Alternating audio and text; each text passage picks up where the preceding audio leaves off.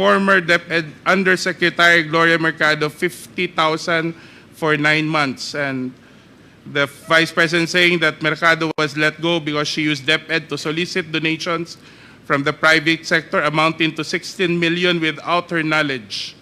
Not solicit. In fact, the two corporations are willing to give an affidavit that I have no solicitation from them of 16 million. May I be allowed to raise some procedural issues? Congressman Marcoleta, you are not a member of this committee, so therefore you are not allowed. Given your long history and long service to the Republic, 40 long years, I think it's fair for you to be given the opportunity to reply to the Vice President. I think, I don't want to do this, but since siya na yung nagsabi, i-turn over ko na yung envelope. The envelopes where the money was. Comsec, So it's 9 envelopes. kuha po yung envelope. So it says hope and the amount is there. Kasi ang sakit naman nun, ordinaryo lang akong trabahante tapos inano ka ng Vice President, di ba? It's very painful. Ma'am, ilang taon na po kayo? I hope you don't mind. Gusto ko lang pong malaman kasi sabi po ninyo 40 years na po kayo in government. I'm 65, sir, but I... So when the time when you were appointed as USEC, noong 2022 ba? 2022? How old were you at that time? I was 64. 64. Yeah. I'm sure sa edad ninyong yan, after pagkatapos nyo pong pag-ingatan yung iyong pangalan for the past 40 years? Sabutin ko yun. Yes, sir. So, okay, anyway, Sir, Mr. Chairman, I'd like to... Mr. Chairman, Mr. Chairman, dito po ako. ay, Mr. Chairman, Mr. Chair, can I continue first? with Congressman, wait, before I recognize Congressman Paduano, ma'am. Yes. I believe... With the indulgence of Congressman Asidre, please continue, Congressman. Mr. Chair, can we allow USEC Mercado to continue with the response? Because I was trying to ask her about the 16 million that the Vice President mentioned. Please respond with respect to the 16 million. 1660. 16 million. I would like to respond to that because it's a press con. When I was called for by USEC Sulaika, he said, USEC Mercado, you have to go because one, you have a teacher in your staff. But I explained to them that the teacher was a contract of services when I joined DepEd. And the teacher has a pending application in Cebu because he's from the Visayas. And while he was working with us, he qualified for the RQA. But then when he received his appointment as a teacher, it was already past the opening of the class. It was almost opening, and the teaching load was already apportioned. So I called the RD. I said, can I still keep him? Because he was working on the special hardship allowance, which was a program that BP Sara also wanted to improve because there's a new hardship allowance, and we were just able to reduce the hardship threshold from 0.37 to 0.33. And she wanted the basis for the giving of the hardship allowance, special hardship allowance, revisited. So that's why that guy was the one working on it. So I explained, and I don't feel at all na guilty ako dun sa sinabi niya. The second one is, Sulaika mentioned that I solicited from 2 agencies. So I explained to her that it was a program which our strand developed.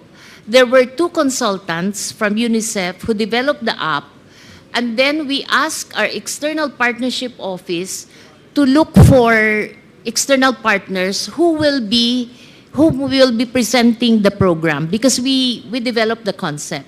It was DepEd Guru.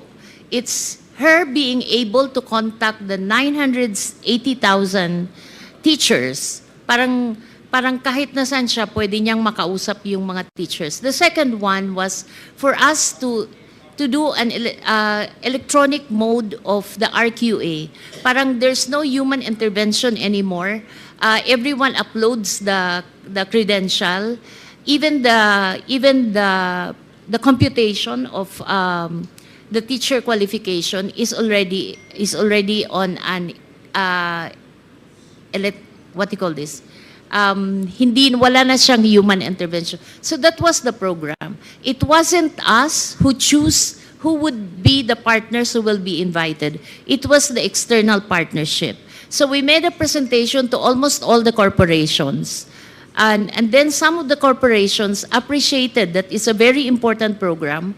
So some of them committed to buy, kasi what we did is we divided the total fund of 16 million into chewable chunks. So if you're interested with this package, ito lang. If you're interested with it, because not everyone naman wanted to pay the 16 million. But there were 2 corporations who were willing to fund, because we wanted to put one in Mindanao, one in Visayas, and one in Luzon. So there were 2 who committed to fund the full package, and those were the 2 corporations that USEC Sulaika said I solicited. So I explained properly. I did not solicit. There's no money involved there. These are equipments. Walang cash po doon. Equipment siya na ito-turn over sa DepEd. So I feel very sad that up until now, the BP has not been appraised, as I explained it to her people, that we did not solicit. In fact, the two corporations are willing to give an affidavit that I have no solicitation from them of 16 million. So to reiterate, Mr. Chair, USEC, first, this was a sanctioned DepEd project. It's a DepEd project. Second, yes. You did not do the solicitation yourself. This was managed by the External Partnerships Office. Third, no cash donation was ever made. So Equipment was given to the department. So none of this, what allegations that the Vice President's making against you is true. Yes, sir. Yes, Mr. Chair. And Thank- that makes it very sad because she's saying it now. Ibig sabihin, her people did not explain to her. At least I know she's watching, then she probably be able to get the information from you now. Thank you, USEC Law. Thank you, Mr. Chair. Thank you. Mr. Chairman. Yes, Congressman Paduano. Ano na po, short interjection with regards to the envelopes that was submitted to this committee. And I just want to put in record that voluntarily, USEC, former USEC Mercado, submitted the 9 envelopes, sealed, to support his claim, her claim in her affidavit, paragraph 4. Tama po, USEC? Ito yung sa affidavit mo, paragraph 4, no? So, Mr. Chairman, Mr. again, Chair. just for the record, the 9 envelopes is being submitted voluntarily by USEC Mercado and for this committee to keep it as part of the supporting evidence that was claimed through her affidavit, Mr. Chairman. Thank you, Mr. Chairman. Thank you po. The chair would like to recognize the next interpellator, Congressman Suwan. Mr. Chair. With the indulgence of Congressman Suwan, please, Mr. Chair, first, Kong J. Konghon. USEC Mercado, pwede po ba kaming makakuha nung copy din ng resibo nung pinagdonatan po natin ng Opo. ng pera? Yes, Mr. Chair. Thank you. Second, Mr. Chair, I'd like to request, Mr. Chair, the COA for the copy of the rental or lease agreement of the 10 satellite offices and 2 extension offices of the OVP. I so move, Mr. Chair. There's a motion by the second, duly seconded. Is there any objection? Hearing none, the motion is carried. Thank you, Mr. Chair. Yes, the chair would like to recognize Congressman Rodante Marcoleta. With the indulgence, of course, of Congressman Suwan. Yes. Thank you, Mr. Chair. May I be allowed to raise some procedural issues? Congressman Marcoleta, you are not a member of this committee, so therefore you are not allowed. I think, Mr. Chair, we have yet to resolve that because, as you said in the last hearing, my removal as a vice chair of this committee was a plenary action. And therefore, there should be a plenary action to remove me as a member of this committee. I would like to believe, Mr. Chair, that when I was installed as a vice chair of this committee, it presupposes membership. I am supposed to be deemed a member because if I were not a member, I cannot be appointed as a vice chair. The officiality of that is the position is only a privilege, but membership is organic. So until and unless that was to be resolved, Mr. Chair, I think you have to recognize me as a member of this committee because even if I admit or I will probably accede to you that I am not a member, kahit hindi po ako member sa committee ito, being a member of the House of Representatives, I have the right to make issues and to raise issues. That's why I'm asking your permission to do so, Mr. Chair. You can at any time make a manifestation. In fact, I've been recognizing you po. But with respect to the issue of your removal, the committee is not in the position to answer that. Maybe you can question the Committee on Rules. Sila po ang proper committee na po pwede pong sumagot sa Yes, inyo pong Mr. Chair, that is katanungan. correct. The only reason why I answered you back because you said that I am not a member of this committee. I should not have raised that at all had you not said it. But may I continue, Mr. Chair, in raising some procedural issue because during the first hearing, I know that the very basis of this inquiry in aid of legislation was the privileged speech delivered by Honorable Valeriano. And I would like to make of record, Mr. Chair, although I was unable to do that during the first hearing, the privileged speech shouldn't have been allowed at all based on our rules. Our rules specifically states that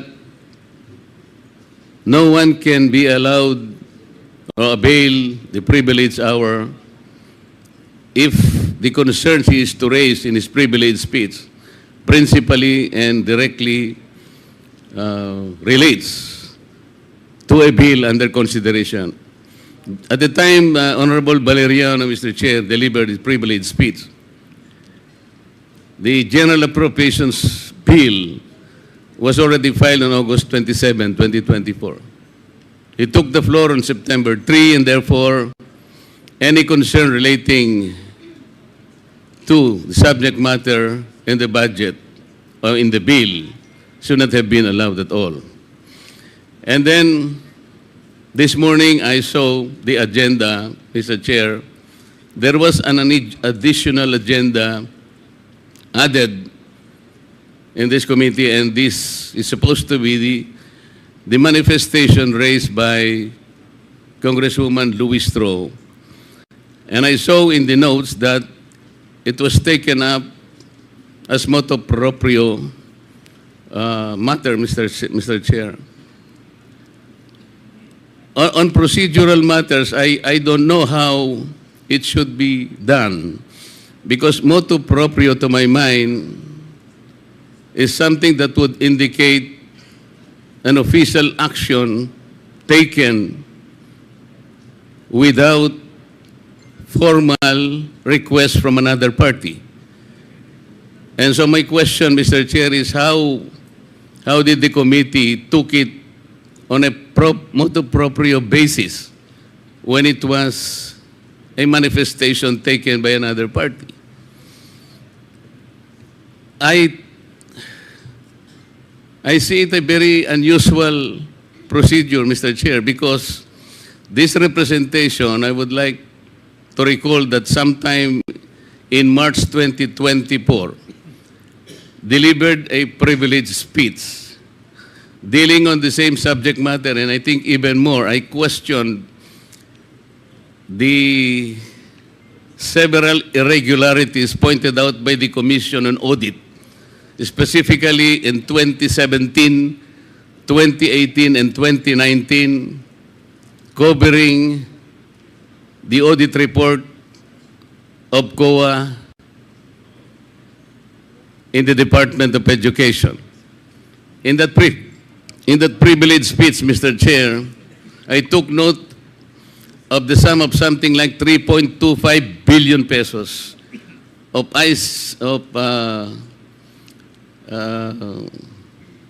information communication technology packages. As noted by the Commission on Audit at the time, Mr. Chair, there were no adequate supporting documents. Unfortunately, that privileged speech was not even referred to the department or to the committee, to any committee, either the Committee on Education or the Committee on Good Government. And so my question, Mr. Chair, is how is it special, or how special can a manifestation issued during the budget committee hearing that this committee, this good committee, already took it as a motu proprio action, subject matter to be covered by this hearing? So parang there is no consistency, Mr. Chair. Parang I would like to volunteer, Mr. Chair, that a copy of my privileged speech delivered on March 15, 2021, entitled Co-Bodies DepEd. It was not even referred to any committee, Mr. Chair. When I exposed several irregularities in the Department of Education as audited by the Commission on Audit, I would like to volunteer that this be made part of the documents that might be taken up by the committee in regard to any investigation with regard to DepEd. In this particular privileged speech, Mr. Chair, I even question a particular law. It's Republic Act 8047. This is a law enacted in 1995. And in that particular law, it prohibited DepEd, then called DEX, that time, Mr. Chair. DEX at that time was already prohibited from procuring and publishing the books.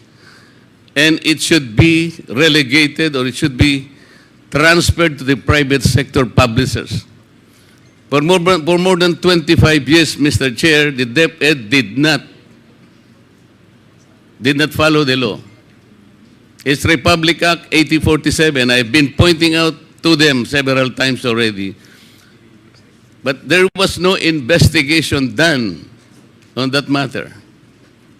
How is it that a manifestation issued during a budget hearing be taken up as motu proprio when a full privilege speech dealing on the same subject matter, and even, I think, more appropriately described as more complete, but it wasn't taken up, Mr. Chair. This is all, and I thank you very much for allowing me. Thank you. Thank you. Duly noted. Congressman Lord and Suwan.